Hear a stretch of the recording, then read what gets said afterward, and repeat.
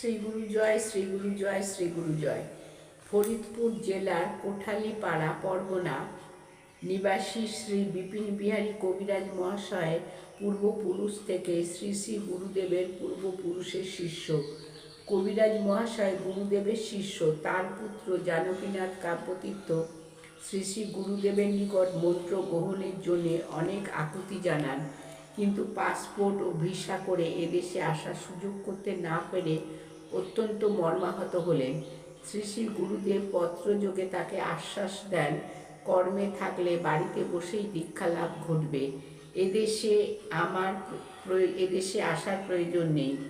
1367 বঙ্গাব্দের মাঘী পূর্ণিমা রাত্রে 3:30 নাগাদ স্বপ্নে শ্রী শ্রী গুরুদেবের নিকট ওই কাব্যতীর্থ মহাশয়ের মন্ত্র প্রাপ্তি ঘটে এবং সাক্ষাৎ শ্রীগুরু মূর্তি দর্শন করেন। শ্রী গুরু জয়, শ্রী গুরু জয়।